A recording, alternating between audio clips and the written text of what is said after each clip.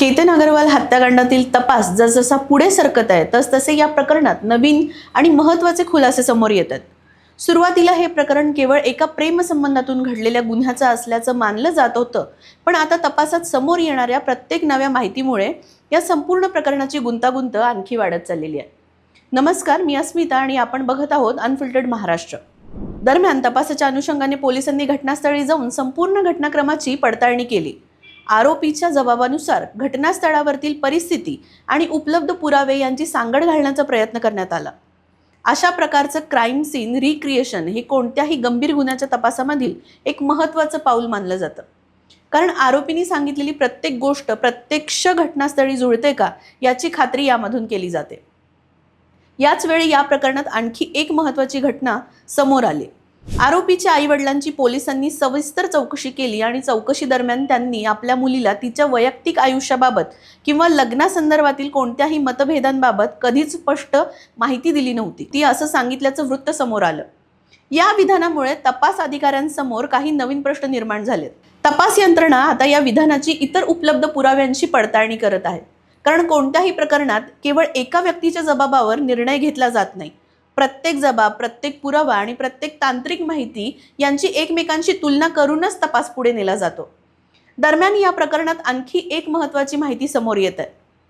घटनेच्या दिवशी परिसरात उपस्थित असलेले काही नागरिक पुढे येऊन पोलिसांना माहिती देत असल्याचं सांगितलं जात आहे।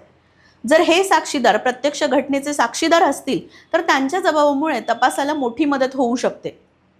प्रत्यक्षदर्शीची माहिती अनेक वेळेला तपासाचा संपूर्ण घटनाक्रम स्पष्ट करण्यासाठी अत्यंत महत्त्वाची ठरते। यामुळे पोलीस प्रत्येक साक्षीदाराचा जबाब काळजीपूर्वक नोंदवत आहेत। त्याचबरोबर उपलब्ध तांत्रिक पुराव्यांचाही तपासणी सुरू आहे। आजच्या काळात कोणत्याही गुन्ह्याच्या तपासात डिजिटल पुरावे सर्वात महत्त्वाची भूमिका बजावतात। मोबाईल फोनमधील माहिती, call records, location history, social media chats आणि इतर इलेक्ट्रॉनिक पुरावे यांचा बारकाईने अभ्यास केला जातो। हे पुरावे अनेक वेळा संपूर्ण घटनाक्रम उघडण्यास मदत करतात। जर आरोपींच्या जबाबामध्ये आणि डिजिटल पुराव्यांमध्ये विसंगती आढळली तर तपासाची दिशा पूर्णपणे बदलू शकते। त्यामुळे तपास यंत्रणा प्रत्येक माहितीची अनेक स्तरांवरती पडताळणी करत आहे। या प्रकरणाकडे संपूर्ण राज्याचं लक्ष लागलेलं आहे। प्रत्येक नवीन घडामोडीनंतर अनेक प्रश्न उपस्थित होत आहेत। नेमकं काय घडलं, घटनेमागचं खरं कारण काय होतं आणि या प्रकरणातील प्रत्येक व्यक्तीची भूमिका नेमकी काय होती, या सर्व प्रश्नांची उत्तरं तपास पूर्ण झाल्यानंतर आणि न्यायालयीन प्रक्रियेदरम्यानच स्पष्ट होणार आहेत। कायद्यानुसार कोणतीही व्यक्ती न्यायालय दोषी ठरवत नाही तोपर्यंत ती व्यक्ती आरोपी असते। त्यामुळे तपासादरम्यान समोर येणाऱ्या प्रत्येक माहितीची सत्यता न्यायालयीन प्रक्रियेतच निश्चित केली जाते। सध्या पोलीस या प्रकरणातील प्रत्येक पैलूचा बारकाईने तपास करत आहेत। घटनास्थळावरील पुरावे, साक्षीदारांचे जबाब, डिजिटल माहिती आणि फॉरेन्सिक अहवाल यांच्या आधारे पुढील कारवाई केली जात आहे। या प्रकरणात पुढे आणखी कोणते खुलासे होतात, तपास कोणत्या दिशेने जातो आणि न्यायालयात कोणते पुरावे मांडले जातात याकडे सर्वांचं लक्ष लागलेलं आहे। मित्रांनो, या प्रकरणाबाबत अधिकृत तपास पूर्ण होईपर्यंत कोणत्याही अफवांवरती विश्वास ठेवू नका।